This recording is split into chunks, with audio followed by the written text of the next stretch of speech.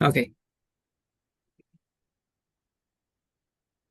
Well, hello everyone, and welcome to our GSC webinar series. Today, we have a really fascinating topic lineup that dives into the intersection of artificial intelligence and storm prediction. Our presenter is truly skilled in his field and has spent many years working on how AI can help us better forecast severe weather. So we're in for an insightful session, and of course, uh, we'll have plenty of time for questions at the end. So we'll open the floor for questions after the presentation is finished. So before we begin, just let me talk about the graduate student community. So we're a we're a student organization at OU dedicated to support graduate students throughout their time here in grad school, as well as we motivate undergrad students who might be interested in pursuing a master or a PhD.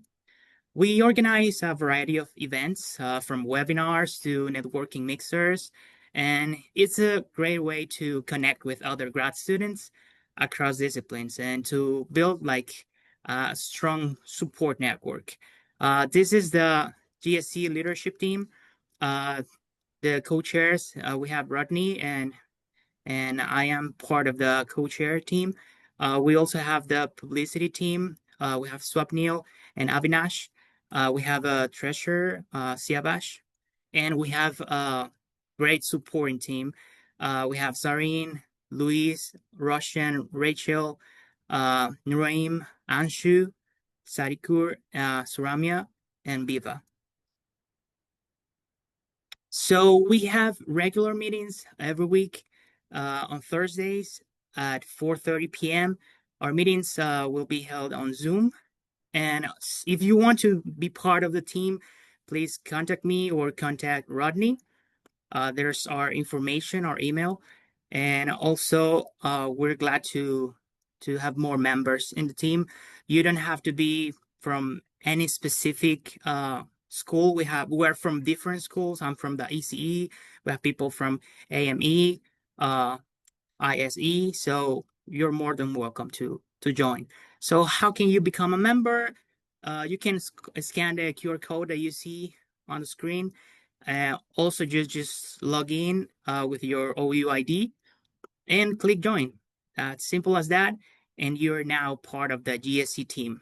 Um, Also, uh, we have presence on LinkedIn, so you can also scan the QR code because we're constantly posting information about our webinars and more information about our organization. So there's a QR code if you want to follow us on LinkedIn, and also we have a Facebook page and an Instagram page. So those are the QR codes for our Facebook and Instagram. Also, we're constantly posting information about our events. We also have a channel in YouTube. So our YouTube channel, we usually upload all the videos from our webinar. So in case you were interested in some particular topic and you couldn't make it, you missed the webinar from that day, you can go to our YouTube channel and look it up.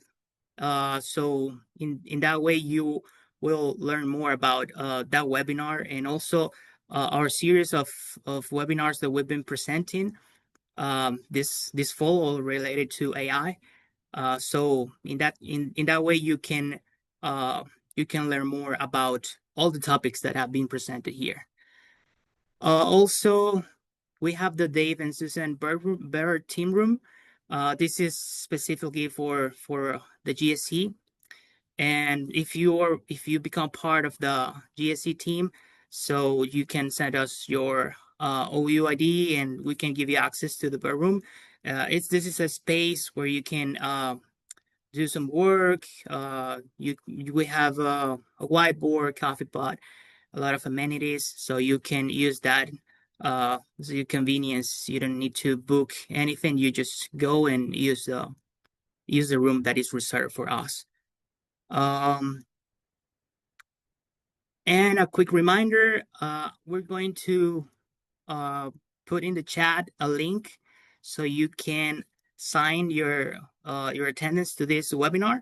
So in that way, we keep a track of the attendance, and in case you want to follow more webinars, so we can follow up with you, or in case you want to become a member or something, that's a way that we can have that information from you, your email, and all the information that's in the attendance sheet.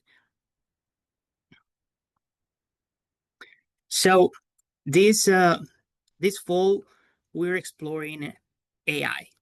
So our GSC seminar series spotlights generative AI across disciplines. So we're examining not just what's possible, but how to use it responsibly. So this semester, we're bringing together leaders from the academia and the industry to explore some main points. The first one is how do people can partner with Gen AI to create intellectual, economic, and social value. The second is the research questions and methods that emerge when scholars, practitioners, and communities collaborate together.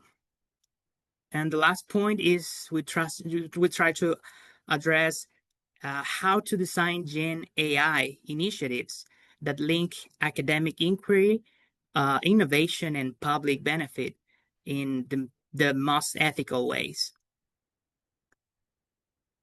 So a little bit about our forthcoming webinars. Next week, next Thursday, we have Kayan Mystery, who will talk about generative AI from data to decisions. 2 weeks from today, on Wednesday, we will have Vishal Singh talking about our Gen AI and LLMs reshaping human-computer power. And in October 16th, we will have Dan Fisher and Haitan Liu talking about will AI make or break engineering careers.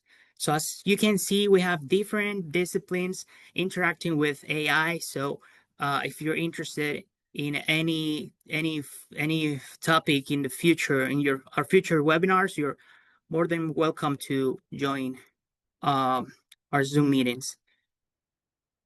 So today, I'm thrilled to present our speaker today. He is Dr. Xiaodong Chen. He will be presenting the topic building high-resolution storms with generative AI. Dr. Chen is an assistant professor in meteorology and civil and environmental engineering at the University of Oklahoma. He began with OU in 2025 after 7 years at the U.S. Department of Energy's Pacific Northwest National Laboratory, where he progressed from postdoctoral researcher to staff scientist. He earned his PhD in civil and environmental engineering from the University of Washington in 2017. Dr. Chen's research examines regional weather extremes, storms, floods, and wildfires using physical models and modern AI with an eye toward both historical trends and future scenarios. His group portfolio spans regional climate and machine learning, as well as neural hydrology. Exactly, that's the toolbox for today's topic. So if you follow Dr. Chen's literature, you may know his Nature Climate Change study, showing that Western US winter storms indeed sharpen under warming. That becomes more intense and concentrated by mid-century. That's a finding that shows clear implications for flood risk and design standards. So beyond his research contributions, Dr. Chen also serves the community as an associate editor for the Journal of Hydrometeorology and contributed as an expert reviewer to the IPCC Sixth Assessment Report. At OU, his team is working with generative AI to downscale storms, to the actionable scales engineers and forecasters need. So please join me and welcome Dr. Xiaodong Chen. Yeah, thanks, Samuel. That's really a lot of heavy introductions that I did not actually expect. You apparently have gone through all of my websites and some of the papers. So now let me, yeah. Should I just replace the current share?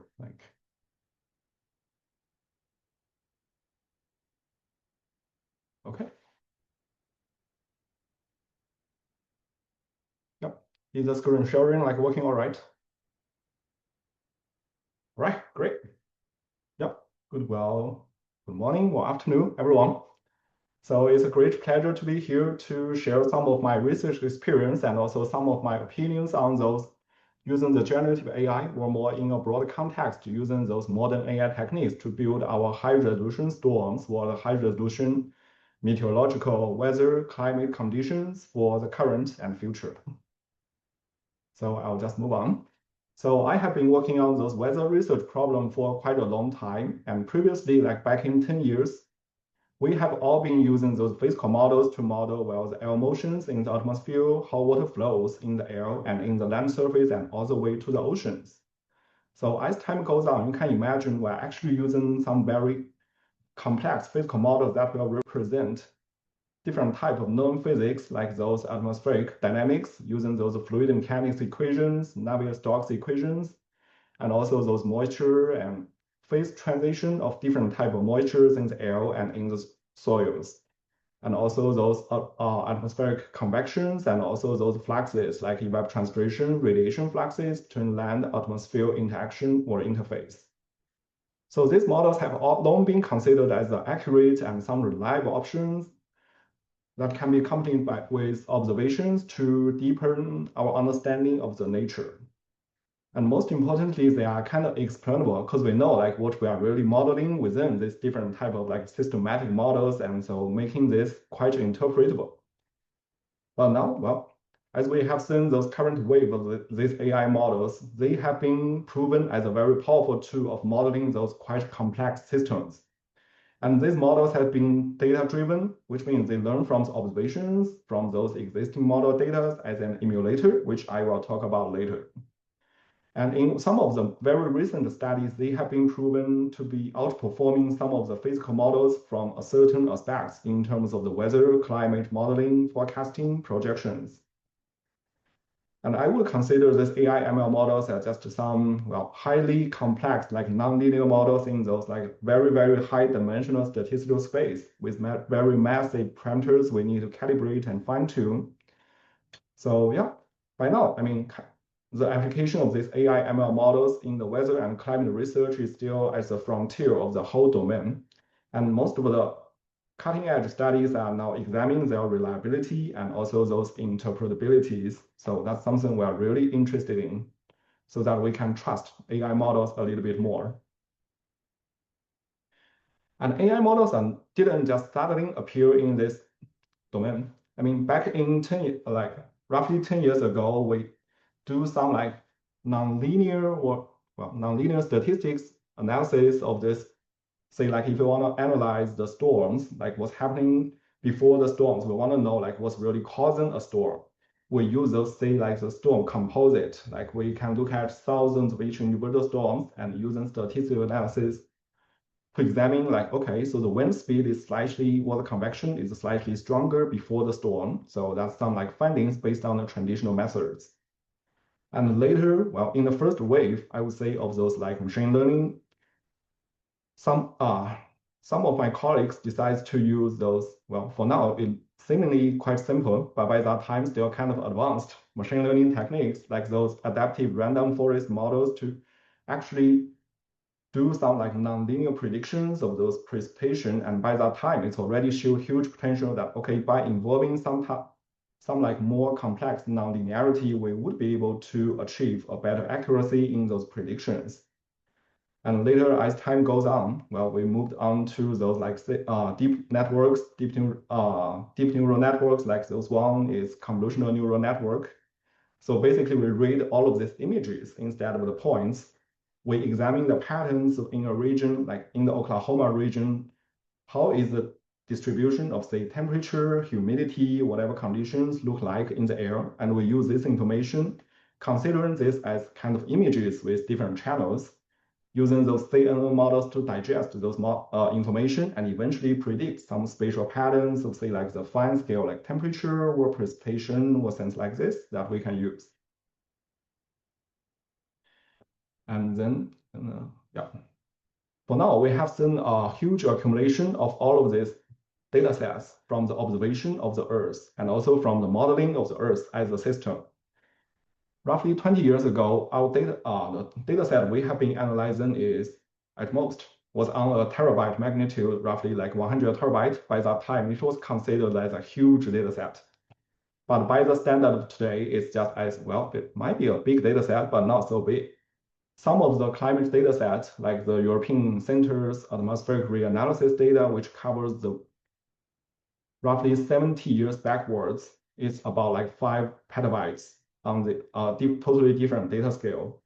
And those modern climate model simulations running all the way back through like 1850 all the way to the end of the century, so roughly 150 years, is going to be on the magnitude about tenths of a petabyte. So that provides us a lot of data that we can use. And another benefit of those models of this Earth system data set is they are very clean.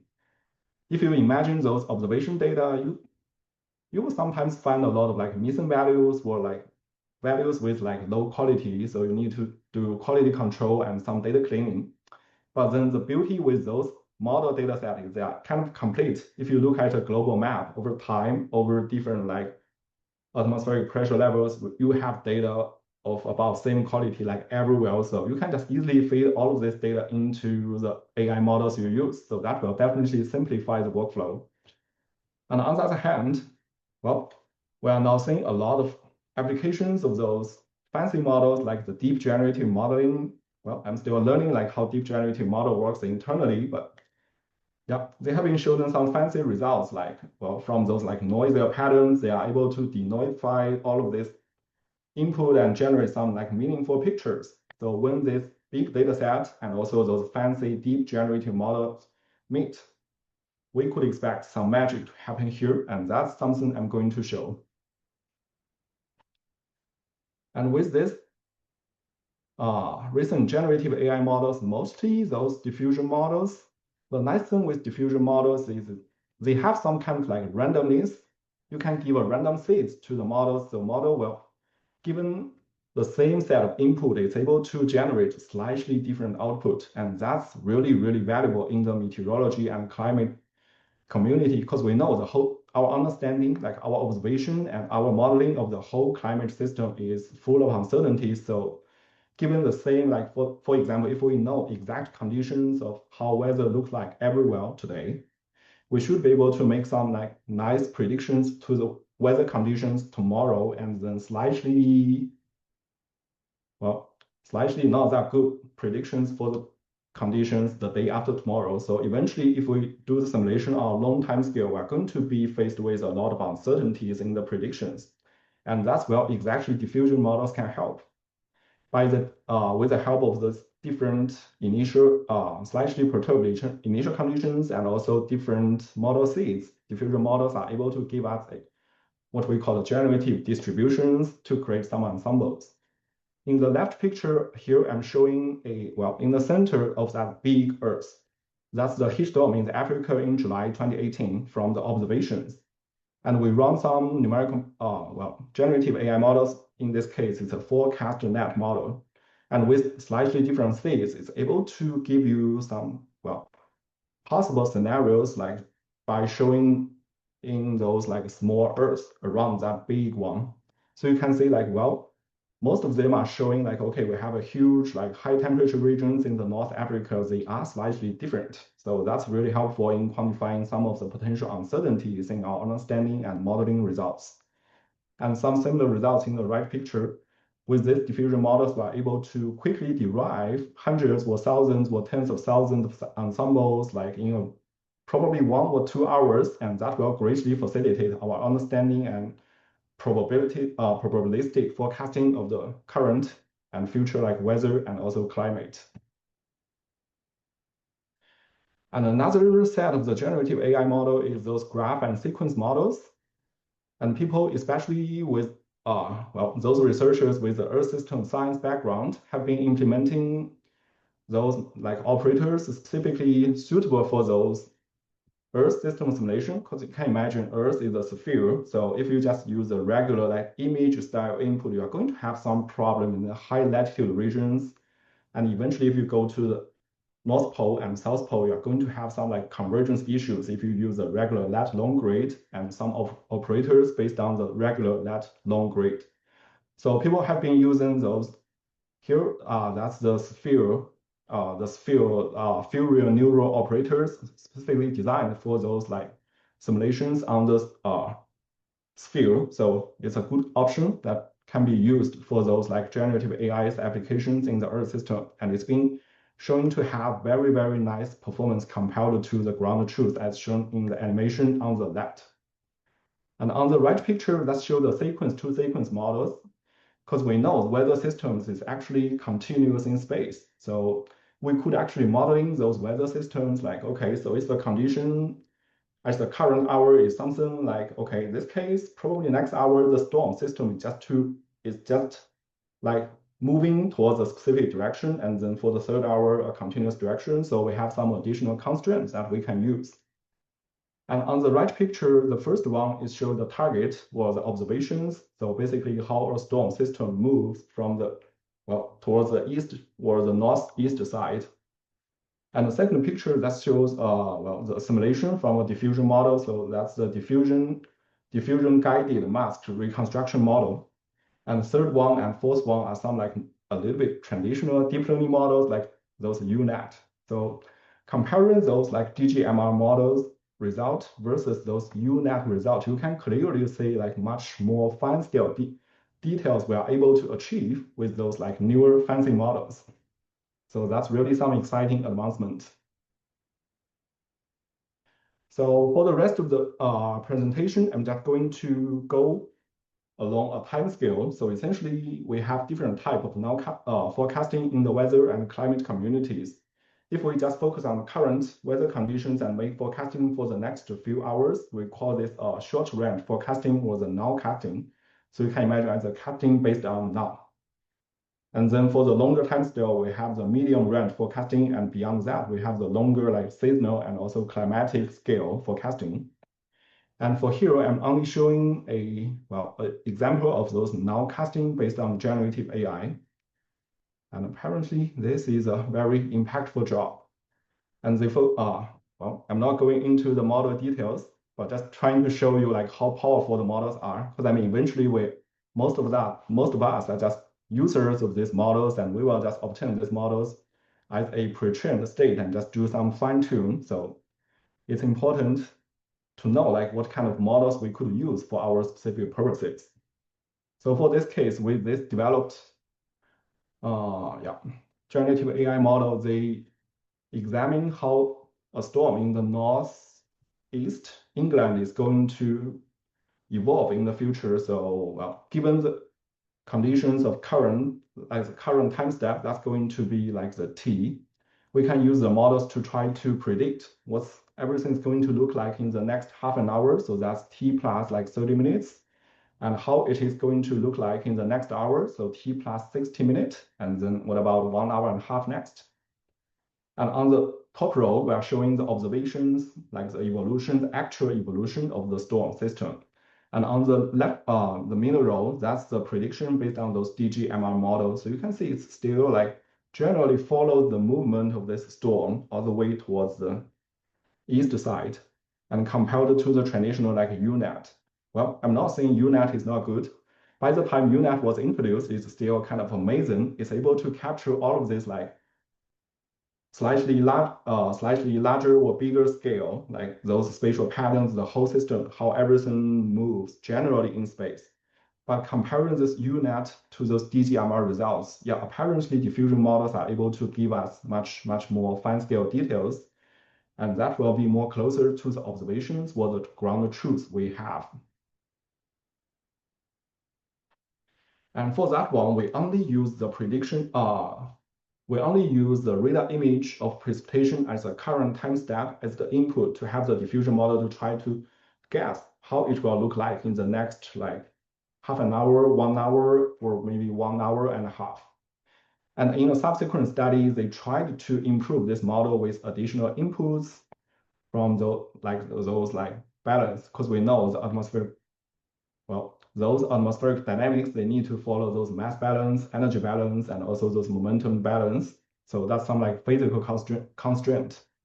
And if we just provide additional temperature features, because we know temperature is going to be tightly correlated to precipitation. So with this additional input, we are able to actually achieve much better results for the same model. In this case, if we just look at the right column, the rightmost column, so that's the prediction after 1.5 hours. So again, the first row, that's the observation. The second row, that's the DGMR, and well, the same model as we saw on the previous page. And the third row, that's the DGMR that has been enhanced by those additional input. And if you compare these three different panels, apparently the new enhanced model is able to give even quite comparable, even at this 1.5 hour like lead time. So that does give us some new potentials, like we can use these models to those short-term nowcasting of the hazards. If we know we're going to have or if we know we are now already having a heavy storm or moderate scale storm by now, how will everything look like in half an hour, all the way to 1.5 hours. And those extra lead time will actually give us quite amount of time in those hazards preparation to reduce our causalities and also those like social economic loss. And then if we move from those short scale all the way to the medium range forecasting, so that's basically needs a range between 1 week to about 2 weeks. And in this case, I'm showing, well, this technically this is not a generative AI models, but I still want to show this as a great example of how AI is helping us to make those like different types of forecastings across different time scales. So for this one, the GraphCast model is developed by Google for those like medium range weather forecasting. And this actually got some idea from our physical modelings. As you can see, the model structure, based on its model structure for a given point, is able to receive all of the information from the different scales. If you just consider Earth as a point, as a mesh with probably 20 points, it's able to receive those information from the nearby 6 points. So that's roughly 1/3 of the whole Earth surface. And as you go from those like low resolution all the way to high resolution, it's able to receive information from those very large scale, all the way to mesoscale, all the way to synoptic scale, and all the way to local scale. So it's able to extract and digest all of this information across different spatial scales to make a very skillful forecast. So on the right picture, I'm showing a quick evaluation with model performance. And in these pictures, the HRES, that stands for our kind of state-of-the-art meteorological weather forecasting based on the current best weather forecasting models we have, the physical models we have. And in comparison, the blue line is the GraphCast performance. And since we are showing those like errors here, so the lower the error, the better the model is. And in this case, if we just focus on those storm tracking and or those atmospheric rivers prediction, apparently data-driven models are doing a much better job compared to the traditional physical-based models on those specific metrics.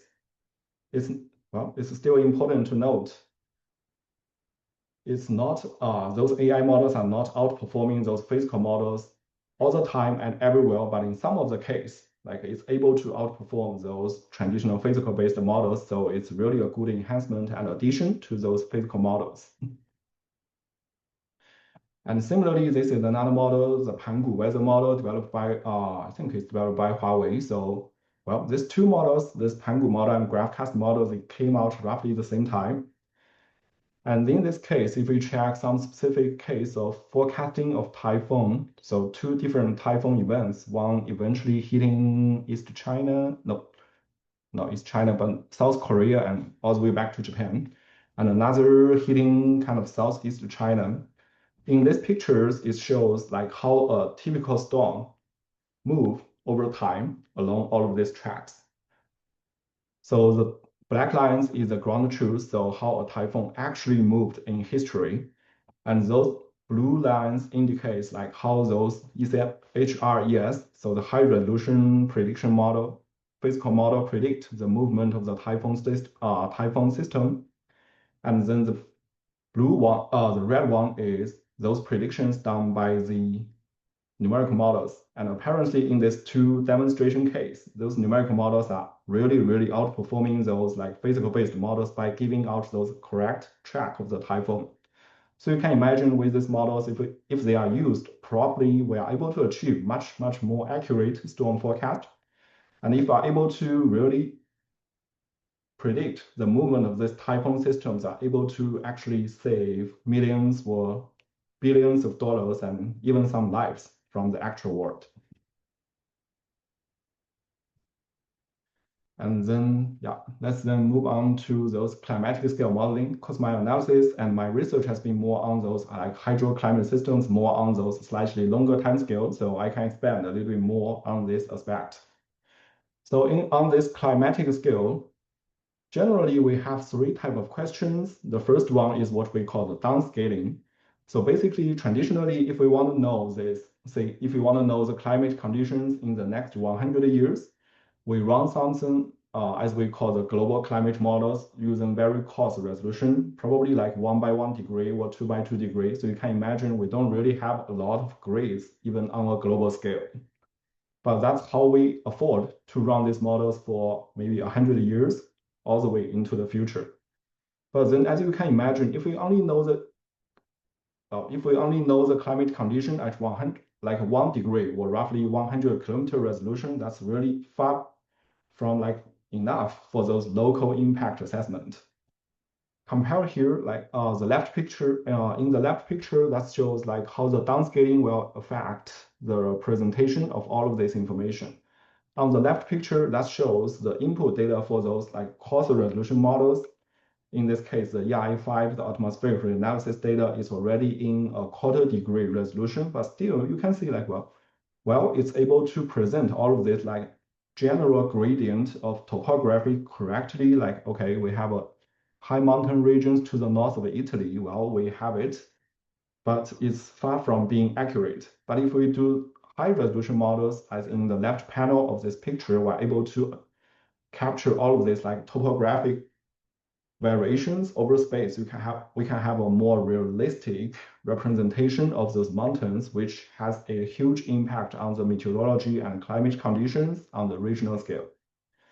And comparing this to, well, one general intuition is like, okay, so looks like to me, the left panel is just some like low resolution one, while the right panel is just some high resolution one. And okay, what a coincidence. Like in those computer vision techniques, we have those like techniques to convert those low resolution image all the way to the high resolution image or the super resolution. So that's some idea that we can quickly came up with. Like, okay, so what if we treat those low resolution climate information as low resolution image and then do some like super resolution? Probably we can get some useful information. So that's the rough idea we have behind this downscaling. So yeah, NVIDIA has developed several of these downscaling models, and under this platform of what they call the Earth 2, I think eventually they are calling this a digital Earth. So Earth 2, that means the second Earth.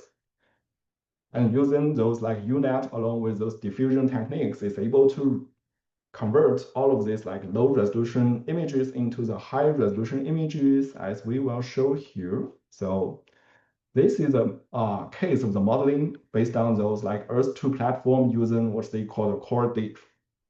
Basically, it's a diffusion model and run at 2-kilometer resolutions. So the model will digest all of this information based on the coarser resolution, in this case, a quarter degree or 25-kilometer resolution, and then try to guess some reasonable details at the very fine scale resolution. So for this specific typhoon event on the low resolution image, we know, yeah, at this time, yeah, let's see. Yeah, at this time point, we have roughly a typhoon system to the east of Taiwan, but we cannot really look very clearly into this system. But with the Earth 2, we're able to resolve, like you will see a more typical like typhoon system with all of this rotating airflow around it. So that's more realistic. And let's see, yeah. And the second question we have in the climate system, this climatic scale modeling is model emulators. Traditionally, we use those high resolution, we use those like global climate models and regional climate models. They are good. I mean, they are accurate, they are reliable, and they are interpretable. But the only trouble is they are really, really expensive.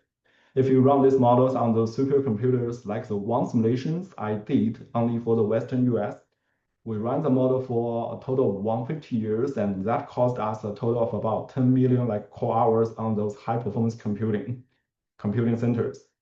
So since they're so expensive, something we can do is probably we can have some models to learn those model output. And then if a generative model is able to learn those like model output, it can actually serve as a model emulator to partially replace those expensive models to quickly generate some like input for the future climate. So in this case, we have some emulators that are suitable for those long-term modeling of the atmosphere or the Earth system. Previously, well, something we can always thinking is if we have those like, looks like we have some questions which I may address later. Yeah. Something you can quickly think is if you have those weather system models like the previous, the GraphCast or the Pangu weather that I showed just now, you can actually run this model for very, very long time, for very long duration, and you would expect, okay, so this is going to be some climate scale modeling. So that also actually what I tried 2 years ago, but very sad. If you run this model like for a very long time, eventually the temperature will just drop all the way down. So it cannot really capture all of this reasonable like temperature variations in the Earth system in a slightly like long time scale. So then Google just came up with another idea like, okay, this time they do what they call the neural GCM. So eventually it's a kind of hybrid model. They are still keeping those like dynamical cores in those physical-based models, but they are replacing a lot of physics using those AI techniques. Basically use AIs to replace some of the what we call the parameterization schemes in the atmospheric in those atmosphere and also land surface systems. And this way, they are able to achieve a hybrid model. And if you run this model for many, many years, in the left panel, we're showing some like notable improvement here. Like in this case, it's able to show like, okay, how the temperature will generally rise in the summer and then slightly decrease towards the winter. And on the lower panel, it shows like, okay, if you run this model for, in this case, 40 years, is the model able to actually represent all of this like historical global warming effect? And the answer here is yes. So that is a huge improvement based on those like new model techniques. And as I just said, this is some very notable like advancement, especially if you consider all of these computing powers we need for the traditional models. We have to run this on such supercomputers for, well, a few months in order to achieve a reasonable like simulation. But then if you run these AI models, probably you just need one like GPU node or even like a few like H100 or H200 graphics cards, and you can achieve something very comparable to us, like doing simulations for quite a few months on those supercomputers. So that will definitely accelerate all of these scientific findings and will just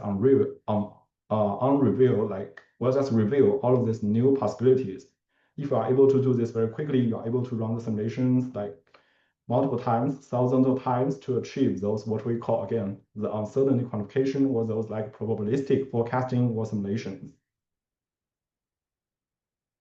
And so there is a third question in the community. So in a lot of informations we have, it actually contains some missing values. Like if you consider the observation of the sea surface temperature, we have a lot of buoyancies across the oceans, but they are not covering every single part of the ocean.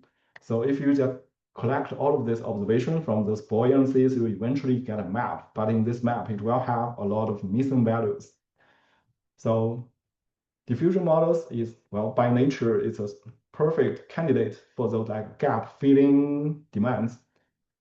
If we just convert those like pictures with the missing information back to the noisy state and use the diffusion models to do, well, the analysis backward, it's able to give us a complete picture with all of the kind of the valid or the reasonably valid data everywhere. So this will just help us to gap filling those like missing information in the climate data set.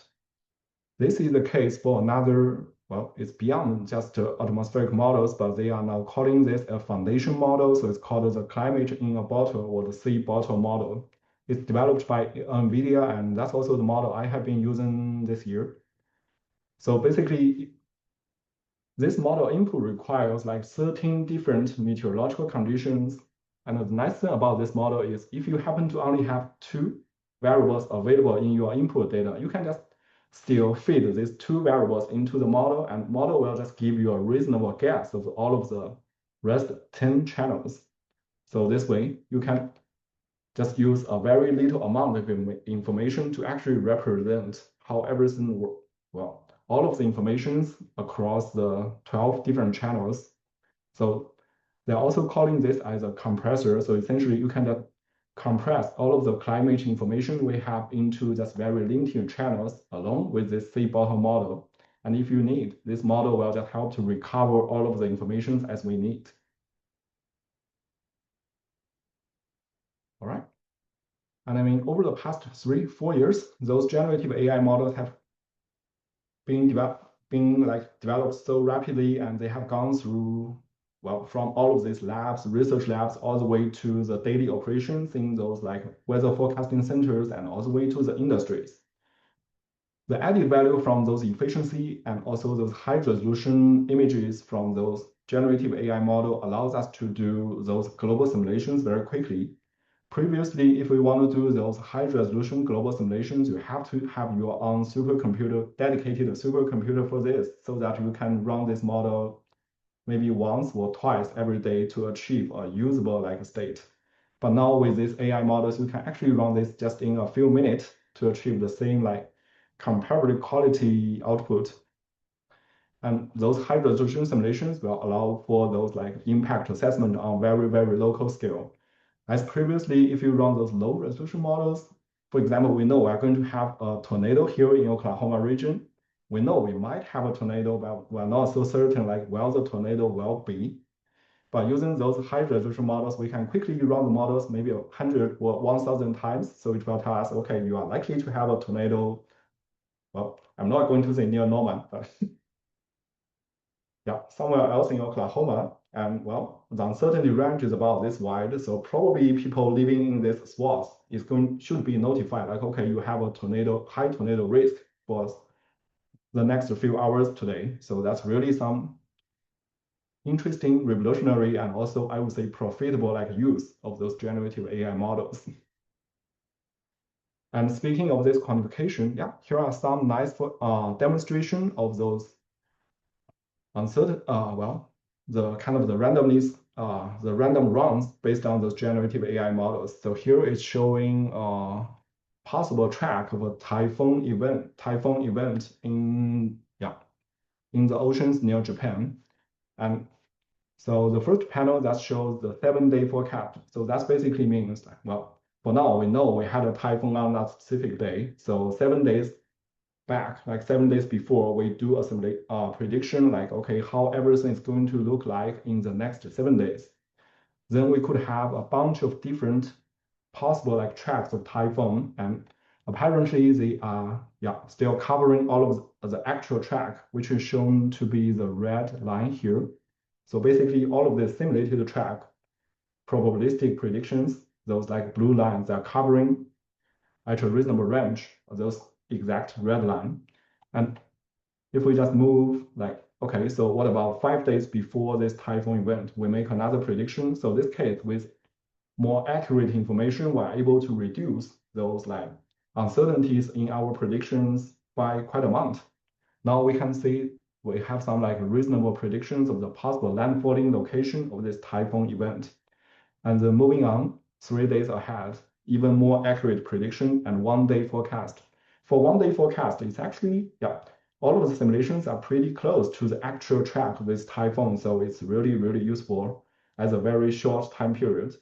But even as a side, I say in this case, even at a 5-day lead time, like we would be able to tell you like, okay, 5 days ahead, you are going to probably have a typhoon event at a notable like probability in your region within the next 5 days, and that will definitely give you enough time to do your either evacuation or your like preparation for the potential hazards.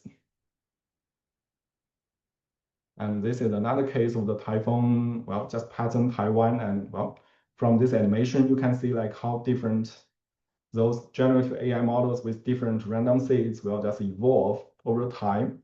And eventually, they will just cover the whole range of the possible actual typhoon track.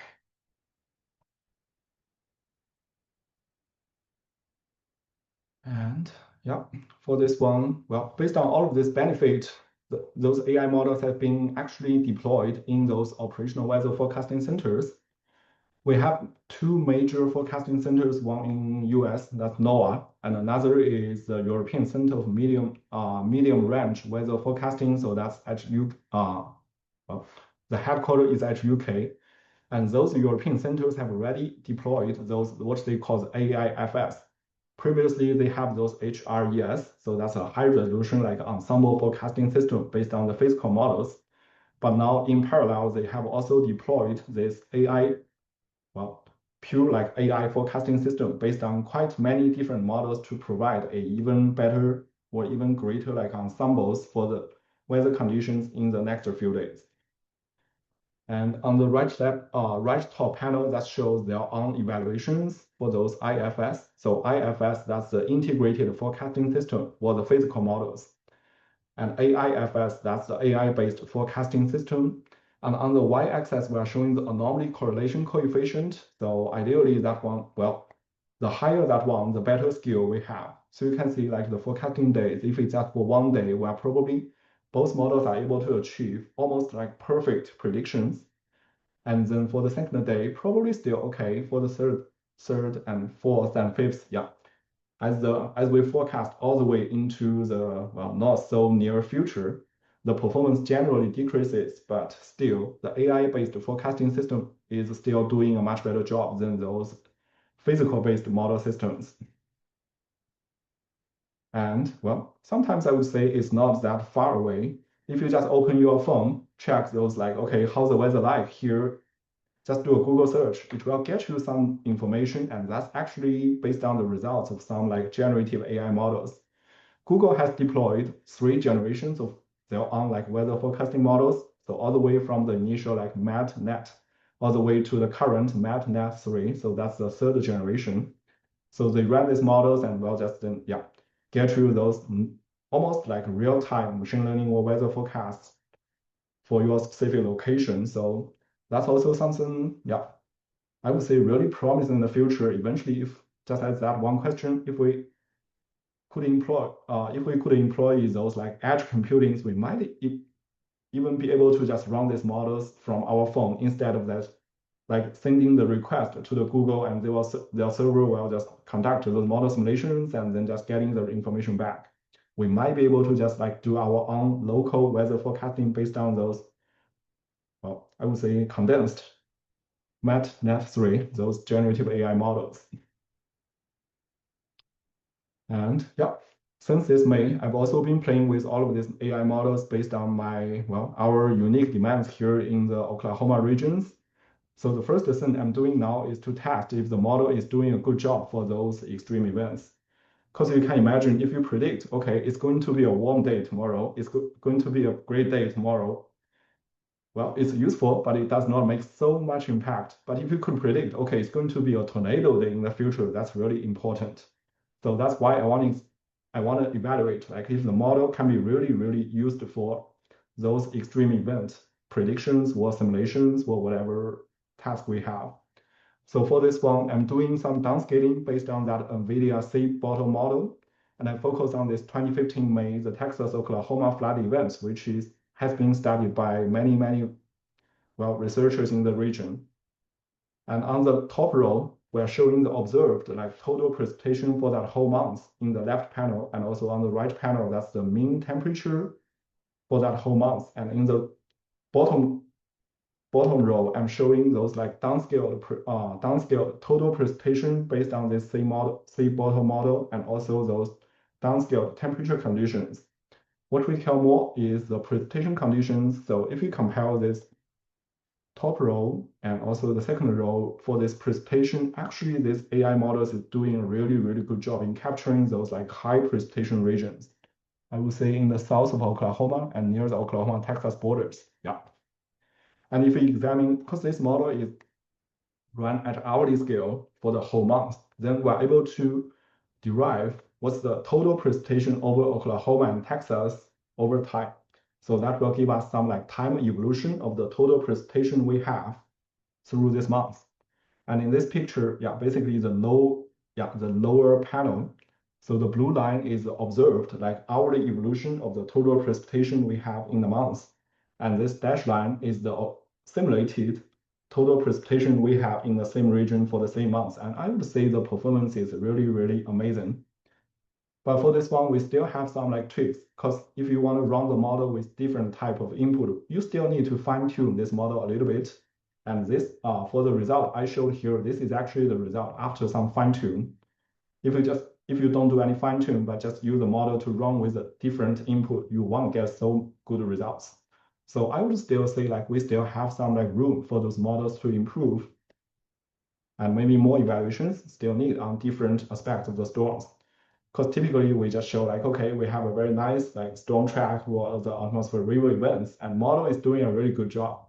But if you do the very, very extensive evaluation on different type of extreme events, you might find like in some cases these AI models are not still really doing a good job on all of these cases. So there is still room for them to improve. So then what would be the possible future for those generative AI models? Well, always, since they are models, we always want to improve their accuracy. So here are some like historical lessons we learned from the traditional weather forecasting based on the physical models. Here we are showing the different, on the x-axis that shows the different decades, all the way to 1980s to the, well, almost the current decade. And different sets of lines are showing our forecasting skills. So basically the higher, the better. The forecasting skills based on the different lead time. So if we just focus on forecasting the weather conditions in the next 3 days, we tend to have much better predictive skills than if we want to forecast weather conditions for the next 5 days and then followed by 7. So with those like longer lead time, our forecasting skill will generally deteriorate.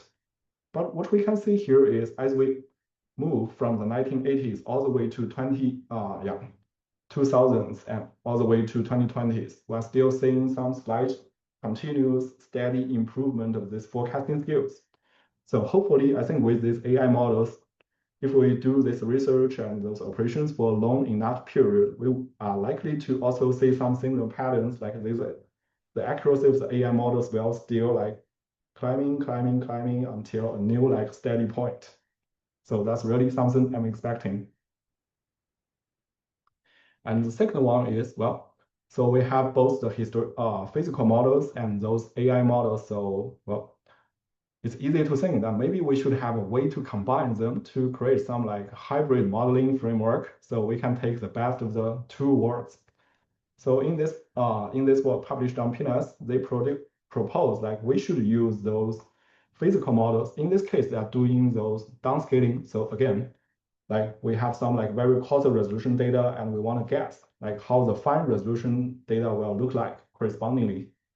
So they propose instead of just having the generative AI to digest the input information all the way to get those very, very fine scale information, maybe we could use those physical models to do some like what they call the intermediate downscaling to some like, well, not so coarse, but not so fine scale. And then using this input information, we use generative AI to move like further down to a very high resolution state. And their claim is like, if you do this, then it still saves you a lot of time comparing to running physical models to do all of this downscaling. If you do this hybrid downscaling, you are still saving more than 99% of the computing power. world computing demand. So blending these AIs into those physical models, into those like workflow, it will still give us a huge benefit in those like energy and computing power savings. And the third one, well, this has been a long-standing problem in the climate and weather communities. We know like we have a very nice skill in predicting those weather events at a very short-term scale, as we saw, like if we want to predict the weather conditions in the next few hours, it's very, very good. And if you want to make predictions all the way to 3 and 5 days, it's still probably good. But if we move all the way to 2 weeks, we are actually losing most of the predictive skills. On the other hand, for those global climate models, they are doing pretty good job if we want to look at how things are going to look like next year or maybe next season. So they're also doing pretty good. So the mystery here is if we can do something good in the short term and something good in the long term, what about something in between? So that's called the sub-seasonal to seasonal forecasting. And that's one of the very, I would say, one of the hottest topics in the climate science and also a gray zone. So I would imagine like with the improvement with all of this generative AI, if those generative AI models is able to do very well on this short-term scale and also very well on this long-term scale, so probably they will have some like unknown potential of doing something reasonable in this S2S range. So this is going to be an open question, but I mean, definitely it's worth like more investigations. Yeah. The last thing I can think of is instead of just staying as a atmospheric model or those model emulators, those AI models, generative AI models can actually evolve into something even more exciting as those like foundation models for not just the meteorology or weather, but for the whole Earth system. So beyond simulating all of this like air quality, traditional like air movement and also water phase conversions and those precipitation process, they might be able to also digest all of these informations regarding the air quality and also those like ocean wave modelings and also those specific hurricane information to achieve like multiple objects. And this way, these models will be able to reflect, make a more accurate and reasonable like representation of the whole Earth system. So this way, it will evolve from a weather model into a climate model or even a Earth system foundation model. So that will just unlock even more exciting opportunities in the future. So let's see. Yeah, I think it's about time. So that's also my summary here for some take-home message. So we know like generative AI models have been proven like suitable for those weather and climate forecasting across different timescales. And well, those big companies and also those researchers have developed different models for those like multi-scale, different scale forecasting demands, ranging from the short-term forecasting to those medium range, all the way to the climatic scale forecastings and solving different questions we have. And yeah, there are still notable potentials in the research, operation, and impact assessment in better use of these generative AI models and try to improve their accuracies and usability, applicability in the future. So very likely we are still having a very bright future waiting ahead of us. So yeah, that's all I have to share today. And I'll just open to the questions. Let's see what questions we have. Thank you, Dr. Chen. There's a question in the chat. Well, first, thank you for this amazing presentation. I think that we all agree that this is a very thought-provoking topic. And I will read the question on the chat. It says, how is low-resolution output converted to high-resolution output? And how do we know the features are created in this high-resolution output are correct? That's really, really very nice question. So ideally, I mean, if you happen to be familiar with this like diffusion model, so what they did is, let me just back to this slide. I think this is a good example. Yeah, this one. So yeah, if we look at the right animation, so what the generative AI model does is like in its training, you will have a picture and it will just slowly add noise to this picture, and eventually this picture will just become some like kind of like white noise. And if you do this as a forward process, and then if you run this model like backward, it will be able to like decode this kind of white noise picture, but not technically white noise, but just seemingly like white noise picture back into some like meaningful patterns. And eventually, I mean, those like training process, I would still consider this as supervised training because we have to have those like training samples in both low resolution and high resolution, so we can have the model to learn like, okay, if I feed you this low resolution image all the way, well, you derive some like white noise stage. And then following this white noise, like you need to somehow backward convert this noisy picture into those given like high resolution image. So that's a supervised training process. So yeah. And also I think this is one of the reasons why we still need to keep running those physical models, because physical models will eventually provide us some high resolution images that can be used by those generative AIs for their like model training. And I think we have a second part for this question. Yeah. There's one more question. It says, what Mhm. advancements in generative AI do you anticipate will most impact weather prediction in the next 5 years? Well, I'm actually expecting a lot to explode in the next 5 years, but the most exciting advancement I would imagine is those, as I just mentioned, so the forecasting of those like sub-seasonal all the way to the seasonal timescale.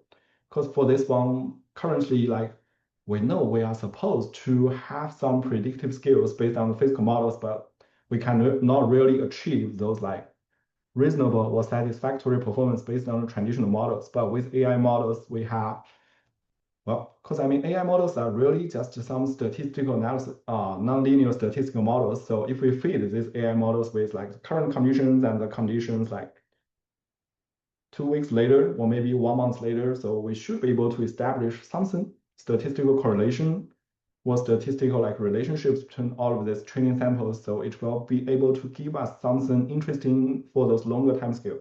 And imagine if you are able to achieve those sub-seasonal to seasonal forecasting, you could make a lot of profit. If you know, like, okay, around this time, if you could know, like, okay, in the next winter or early spring, we're going to have a huge like wildfire season. You can imagine how excited those insurance companies would be. Or if you could make some predictions, okay, in the next flooding season, we're going to have a very, very big flood. Cities, municipals, and those like government agencies will thank you for those like very, very valuable information. So that's really something I'm excited about.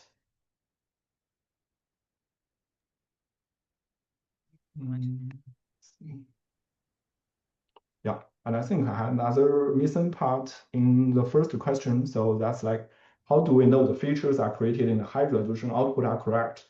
I think we have a dual approach of like getting this done.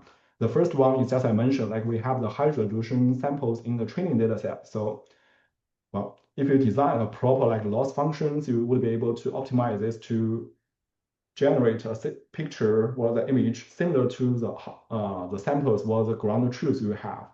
And another thing is like beyond just doing the traditional diffusion models, we might be able to also implement some physical constraint, like the water quantities they should conserve, those mass balance, and also those like radiation. So basically the mass balance and also those energy balance and momentum balance. If we implement those like known very, very fundamental physics, hopefully those generative AI models can give you more realistic and more usable results. Yep. Oh, showing advancement when prediction around last 40 years. Why is the southern hemisphere? Why is the southern hemisphere prediction always less accurate than that of northern hemisphere? Let's see. What is that one? Yeah. For this one, in the northern hemisphere versus southern hemisphere, well, the answer would be surprisingly simple because in the northern hemisphere, we have more ground-based observations. So we have like more samples to develop those like physics. And if you consider this as physics-based models, we have more observations. So it will serve for our what we call the data assimilation purpose to generate. Like if you have more observations in the Oklahoma region, you will have a better knowledge of how the general weather condition in this region look like compared to say Alaska, where you almost don't have any observations. You just have to guess everything. So with more observations, you are definitely able to achieve like better, I would say the better forecasting skills. But also, as you can see here, like as we move to after 2000, almost to the forecasting skill, like for the north and southern hemisphere are very, very comparable. And that also sounds like notable improvement or advancement in those physical-based modelings, meaning like, okay, model is able to achieve to simulate a lot of things very accurately. So even if you just have not so many observations, you can still like help to calibrate the model into a very, very nice state for accurate forecasting. Yeah.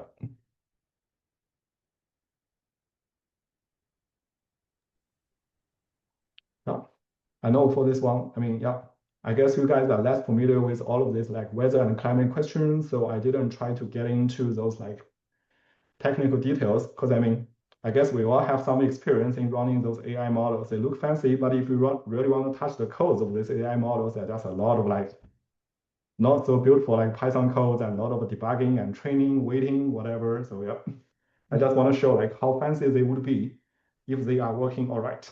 So hopefully this will motivate some of us into this field and try some of these models ourselves. Well, I have a question. Mhm. Well, since the uh since the forecast, well, since the weather doesn't always obey the laws of physics, Mhm. how does the AI take into consideration those factors to not affect the data that you already have? I think we have two like philosophies. One philosophy is if you just train the model using all of the observation, and if the model is smart enough, it will just actually learn like what's really behind all of these relationships. And in a very, very ideal case, it will learn like, okay, since we have something as a constraint, and maybe that's one of those like say mass balance or momentum balance or those energy balance. That's one philosophy. But in this case, we need to have a model that can almost like replicate all of these observed records. So which is very, very challenging. And another way is those like physics informed neural network or physics informed machine learning. So we either like implement some of those physical constraints in the model structure. Like if we know this node is representing like precipitation, this node is presenting runoff, this node is representing something similar to evapotranspiration. And based on our like general knowledge, we know like if you add runoff to evapotranspiration, generally they should be equal to this precipitation. So that's some like constraint we can implement in this like more neural structures.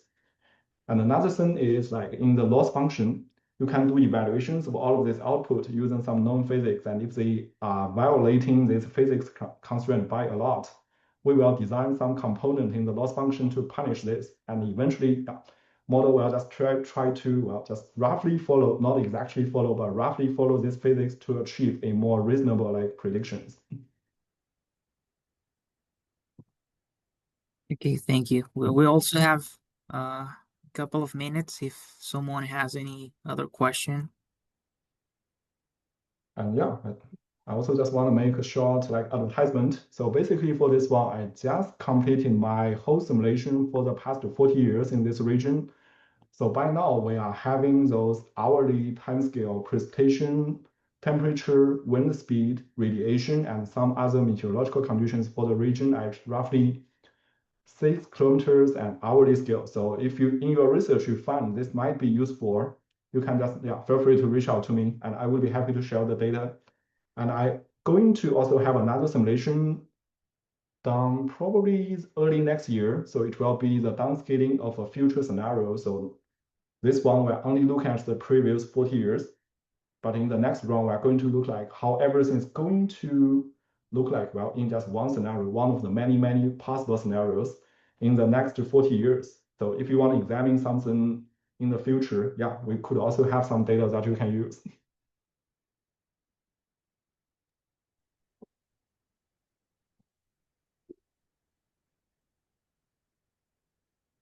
Okay, well, I think that we don't have any more questions. So we thank again Dr. Chen for this presentation. Mhm. I hope that everybody learned something different today, and also this creates like more questions on how to how does AI interact in different disciplines, in this case, to predict storms, which is a very, very nice application. So thank you all for attending this webinar, and also we will keep you posted with uh, the next uh, the next topics for the future seminars. And well, thank you all.